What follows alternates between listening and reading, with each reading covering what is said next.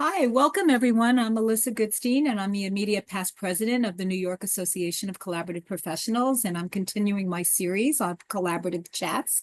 And today I have the absolute pleasure of chatting with Meg Sussman, Dr. Meg Sussman, who is a clinical psychologist who serves as a family specialist and MHP, a mental health professional in the collaborative process.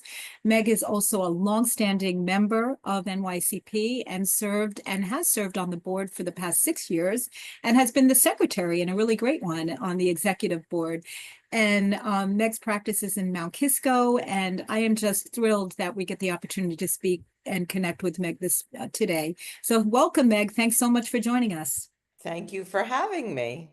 Great. So Meg, what I'd like to start off with is first getting to know you a little bit tell me about where you grew up, about your family. So I grew up on Long Island, in Melville, which is a town right on the border of Nassau and Suffolk County. I have an older sister and a younger sister. And my dad was a lawyer. My mom had kind of a mixed career, but was one of the first women on Long Island to be in a consciousness raising group. She Wow. was a real feminist, Wow. which had a tremendous influence on me. And yeah, so that's sort of my early years. Okay. And Meg, you're a middle child, I'm right? a middle So child. am I. And I grew up in Plainview, so we have a lot of Right. connection. We were neighbors, but we We were didn't know each other. we didn't know each other, right? And what I also like is that the name of your sisters like are from the Little Women. Yes, I have Amy, who's my older sister, and Beth, I who's love, my younger sister. We don't have a Joe, but we okay. have we have Amy, Meg, and Beth. Yes. Okay, that's great. That's great. So tell me, Meg, like how did you get interested in collaborative divorce? I mean, you're trained as a clinical psychologist. How did you get into the field of divorce and collaborative divorce? Well, I guess what I would say is I worked at a clinic in Mount Kisco many, many years ago, and they were looking for some two people to become involved in the PEACE program, which was a parent education program for divorcing families. And I volunteered to do it. I didn't really have a specialty or anything in divorce, but it was through the court system, Westchester County Court, with Judge Scancarelli, who was a wonderful person who spearheaded this. And Wow. so I became involved in doing parent education for Oh, that's divorcing amazing. families. This is probably like over 30 years ago. And Wow. then I became interested in divorce. And having nothing to do with divorce, I became very friendly with one of our members, Amy Karen Day, who is an attorney, and she was doing the first interdisciplinary training that was available for divorce professionals. And so she asked me if I'd like to do it. So I said, sure. So I took the training and I met a lot of great people, and I really loved the concept and just got involved from the outset of the organization when it became interdisciplinary. Yeah, so you were really at the forefront when it became interdisciplinary Yes. as well. And in terms of like where you also have an expertise too, Meg, and can you tell us a little bit about where your expertise in your field is or where your area of practice is that you focus on? Is it, children? Can you talk to a little bit about your I work mostly with adolescents and adults, Wow. and I have a particular interest in college age students. I worked at Purchase College in Mhm. their counseling center for many, many years part time. So, and I work a lot with At this point, I work a lot with all different configurations of families who are going through separation and divorce, not just in collaborative, but for example, when parents want to tell their kids that they're getting a divorce, I often meet with them, which is actually one of my favorite things because they're really looking at the interests of their children, which always, Right. is wonderful. Um, and I also am a parent coordinator at this point for people who are usually divorced or divorcing and want to have somebody help them make decisions, learn to improve their communication, etc., sort of to go on for the life of their family post-divorce. That's right. And I know I've definitely utilized your services just for the what narrative, what should parents say? And also what's interesting to me is that, children of divorce, it doesn't have to be like young children, children who are adult children are affected, and Oh, just navigating absolutely. that space and providing a resource and support for those children, whatever age, that are going through a divorce. Absolutely. As I think you know, my parents divorced when I was 30 years old. Wow. So I have a special place in my heart for people who, are adults and even older. My daughter had just been born when my parents got divorced, and my mom was moving, and I was like heartbroken. I was like, wait a Yeah, second, you're supposed to be here. You're that's supposed to right. be the grandmother who's Yeah. who's taking care of my kids. So Right. I Yeah. definitely have a soft spot for adults um, whose parents are divorcing.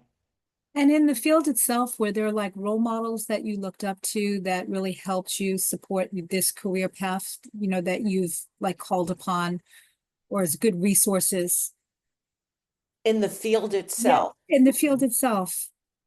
Oh, that's a tough one. That wasn't on your list, Melissa. And it was that's role It models. said, "What are your role models?" I thought you meant in life. Well, tell me, Okay. well, it could be for Well, life. You know what? You know in what? Actually, Meg, it could be for anything because I think role models kind of go through all different areas of your. okay. I'm trying to think about in this field. I can't think of any right off the top of my head, except for the people who have been role models in collaborative, like Mhm. you, Oh, like Mary Ellen Linehan, like uh,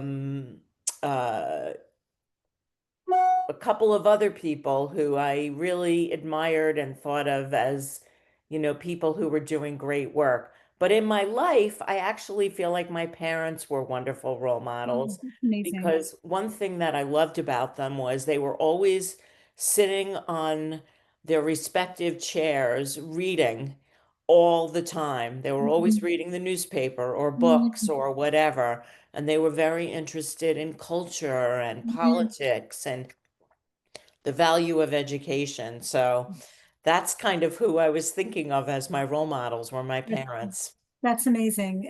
Knowledge is power, and just to be informed and aware. And it sounds like your mom was incredibly progressive Yes, in my that mom way. was marching for the ERA Wow. and was really, really an inspiration for my sisters and me to go on and, think about a career that where you could support yourself, where you could feel empowered, etc. Yeah, to have an activist mom is Yeah, pretty special. That's right. yeah.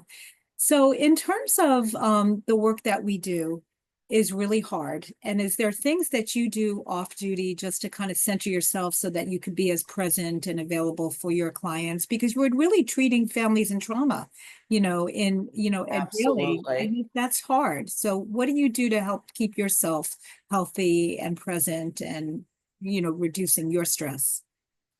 Well, one thing that I try to do is exercise. I exercise a lot, and it's a variety of different exercises. I do yoga, I bike ride, I play tennis, I hike, I go to exercise classes. So that's one good thing. Reading novels, which I learned from my parents, another thing. And in the last few years, I've taken up playing piano. I That's have amazing. piano lessons. So I'm really finding when I practice, it's so different than every other aspect of my life that playing the piano has become a really good way to block everything else out because I have Oh, to be so present when I'm yeah, sitting down at that's amazing. to play. That's amazing. And do you like to cook? I like to cook, but my husband has taken that job over from me pretty much entirely. Yeah. So I really do like to cook, but I've kind of lost my confidence because he's so good at it and he always says, "No, I don't need help." And Right, so, right. I'm good at cleaning up around him or I set a really good table. You said again. What does your husband do? What does he do? My Is husband is a criminal defense lawyer. Oh, that's interesting. Okay. Yeah, so we have really interesting conversations about his clients and my clients, and sometimes there's a little bit of an intersection, of Sure. kind of things that are of interest to each of us. So is there a favorite recipe that I'm trying to at some point develop a Yeah. cookbook? Is there a recipe that comes to mind that you'd be willing to share? Yes, it was fun. So when I grew up, my mother, I don't know where she found this recipe, but she made the most amazing baked ziti recipe, and it Mm. is so delicious. And the thing I love about this recipe, which I'm happy to share, and it turns out that Kerry, my husband, typed it up. Um, is that it has so is that the way that my mother would write a recipe, for example, she would say things like throw tons of salt in, or when you think you have enough garlic, add more. I Um, love it. things like that. So I have a lot of her handwritten recipes Oh, and that's so I special. love them and I love making them and have made them, although I've been largely pushed out of the role. Okay. All right, but that's nice. Is your mom still is she My still mom is alive. She's okay. 93 Oh my God. and All right. yeah, she's a Well, character. yeah, so it brings back really nice memories to have. It really does. Yeah. In fact, a funny little story about this ziti recipe is that when my kids were younger, we had au pairs, and we had an au pair from New Zealand who is still in our life, but that's a whole other story. And my mother came to New York, and we made the ziti. And Nikki, the au pair, said, "Oh, is this a Jewish recipe?" Which is the funniest thing because it has sausage in it and all kinds of other things that are Non-kosher the things. antithesis of Jewish Milk and food. meat. Yeah. Exactly. So that's one of my favorite ZD stories. Okay. I'd love for you to share that. I'm always looking Okay. for interesting recipes and recipes that are meaningful, that are Yeah. transformative and transport you to a Yes. really special time and you're like, and an opportunity for connection, really. Right. Exactly. Yeah. So in terms of getting back to, your world and like, do you have like a best relationship? All your field is all about relationships, supporting them, repairing them. And in terms of your life, is there a best relationship that you draw upon and why? I feel like this is a little cliche, but it's good. I think it's my husband. Oh, I've known him since I was a freshman in college. fantastic. And even though, we've had our ups and downs, I mean, he is definitely my rock. Oh, He that's has put awesome. up with so much of my BS. It's how many stories could I tell you? But I'll But refrain. yeah, He's really a great guy who has stood by me, and that's he has amazing. been such a wonderful father to my children. And being able to have somebody to rely on when you're a parent, a co-parent is It's amazing, which is why, coming back to collaborative, yeah, the idea of people being able to stay co-parents yeah, and be able to raise their children together and have a good relationship to me is just so important for the mm, children and for the parents to be able to say, even though we're not a family in the same way, we came together for our children is just, I yeah. think, the most wonderful thing outcome of divorce that you can have. Yeah, it sounds like one of your biggest tips would be, when you're working with them, like if you could Yes. say one thing that would really make a difference in how they divorce, especially when they have Yeah, I children. mean, I also think really being able to say, I'm going to really listen to you and I'm Mm, going to try to take off my defensive hat Mhm. and empathize with your position, the proverbial put yourself in someone else's shoes, Yeah, I think is just so important when people are getting a divorce, really listening. yeah, listening, and it's hard. And when you're all like overwhelmed with emotions and navigating that, but your role as a family specialist, can you talk a little bit about like what you bring to the process as a family specialist? I think that it's actually an interesting role because it can be many things. It can be a person in the meeting who can bring down the emotional tone if it's getting to be overwhelming. It's somebody who can sometimes watch what's going on Mhm. and notice patterns and draw Mhm. attention to them when it might be helpful.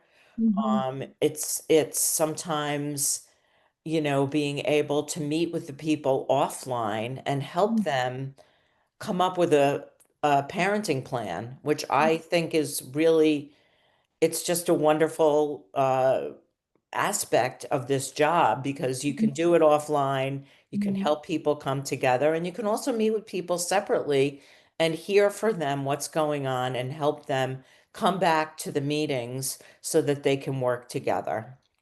That's awesome. Yeah, and I definitely I've seen this in motion, there it brings really such value and such support for, again, we're dealing with traumatized client, a family in crisis, Absolutely. and just coming in and helping to just navigate what the road ahead is going to look like, because there's so much worry and so much fear and about what it all looks like. And it's really nice that we're able to kind of navigate the emotions in a more positive way and in a more hopeful way. And just taking a minute to listen, which maybe they've never done during their marriage. Exactly. Or Yeah. even introducing to some people the concept that this is a traumatic experience. That's important. Be aware, this is really, really hard. Although there is a way that you can do this to ameliorate the effects of the separation that everybody is going through in your family. Like there really is a good way to divorce. That's one Yeah. of the things I like to think about. That's right. So in terms of your experience with the NYACP, which has been a long one, I mean, you were right on the forefront with the interdisciplinary, the first training that we had, which goes back, I think, for I don't know Yeah, how many years, because I was there. 2006. I I think was it there. was, I was yeah, you were there too. I was there too. Is there a memorable NYCP experience? Because you have been such an active, engaged member of our association. So what's been memorable for you in your association with being a member? Well, I want to just say overall, the colleagues that I've met and the friendships that I've formed have been so wonderful. Like, I really, really like the people in the organization. And I was thinking about this question because we recently had a board retreat, and I just felt like that was really a really wonderful experience for me. Um, Talking to the other people, trying to come up with workable goals, and being in a nice place where we could all just hang out. I thought that was really a really great experience, and I appreciated so much that I got to have it. Yeah, and I'm glad that you were there because you contribute so much. Yeah, it was a really special time. I agree. So in terms of like your younger self, when you're, because you've been in practice for how long, Meg? How long have you been in practice? Let's see. I finished grad school in 1989. So, Oh, oh my it, gosh, I it's don't even been a want to while. think. Right. It's been a long time. I'm old. You're great, but you also have a lot of wisdom and experience. Is there something that you would tell your younger self to prepare for the career ahead? Because we are having, this organization is turning around. We're getting younger members, and anything that to help you kind of prepare for your career ahead that you wish you would have had some advice or some insight. I guess I would say to people, even though this may sound contradictory, because I appear to be a person who speaks up a lot, and I do, you know, to be more confident in what you're thinking and what you want to say, and try not to this is to my younger self Yeah, and maybe for other people who go through right, this, right. to sort of not be so hard on, I wish I wasn't so hard on myself Yeah. going through my career and had so much self-doubt. That's honestly the truth. I had a lot of self-doubt and I still struggle with that to some degree, but as you get older, it matters, you just sort of try to cut yourself a more of a break, or at least Yeah, I have. And I wish I had done that yeah, for probably, I don't know, beginning when I was right. like 12. Right. Well, I have to say And through graduate school and my uh, early years of my career. that's really interesting because the one thing, Meg, that I really appreciate about you is that you really speak your mind. You say what it is that matters to you, and it could be provocative or it could be, challenging a conversation. And you always there raising your hand at like conferences and just saying what people may be thinking but don't want to say it, and you can even be my sir. I think at times I've even said, Meg, can you ask this? Because it's like you're very you're good that way. And I really admire that because you get Thank the you. conversation. And I think, thinking about it now, have you shared about your mom and how she was this activist and, she really just spoke her mind and acted and wasn't afraid to challenge convention or, and to that's pretty that now I can understand that better. So really thanks for sharing that. Thank you. Yeah. So in terms of just, I like to always end the conversation with thinking about where do you want to be in 10 years? Where do you hope for collaborative? I know at our retreat, we spoke about all these different initiatives to really get collaborative more in the, center and as a process choice. But what do you hope to be? Where do you hope to be in 10 years? And where do you hope collaborative to be? Well, in 10 years, I guess I'm hoping I'll be retired. I think I want to be retired by 75, Um, where do I hope collaborative will be? I hope collaborative will be much more popular, much more well known in the public. I hope that it will be truly interdisciplinary, that there'll be um, developments, that there'll be really good protocols for how to optimize the outcomes for families. Um, and yeah, I mean, I'm sure I could say more, but I think those are I some think of the those were main points. Yeah. worthy goals. And I have to say, we're going to miss you if you are going to retire because you've been a valuable Well, I'm member. not I'm not going out yet, but in by 10 years, I don't think I'll be I think I'll be gone, but who knows? Who knows? We I don't might know. still be practicing when I'm 75. I'm not sure. Who knows? Well, we'll know that you've left a big lasting impact and you will be missed. And we really appreciate all the service that you've provided and for our members and for our organization. You've been tremendous. And I really wanted to thank you again for chatting with us. If people want to find you, Meg, is there like a website that you Yeah, it's megsussmanphd.com. Okay, great. And you're also on the NYCP And web. I'm on the NYACP, website, etc. Okay, fantastic. So thank you. And Melissa, I just want to say you are a wonderful colleague Oh, and you have been a role model for me. And I oh, really appreciate all that you've done oh, Meg, thank you as a so much. friend and also for the organization. Well, thank you so much, Meg, and right back at you. So thank you. Take care. Okay. Thanks, Okay. Melissa.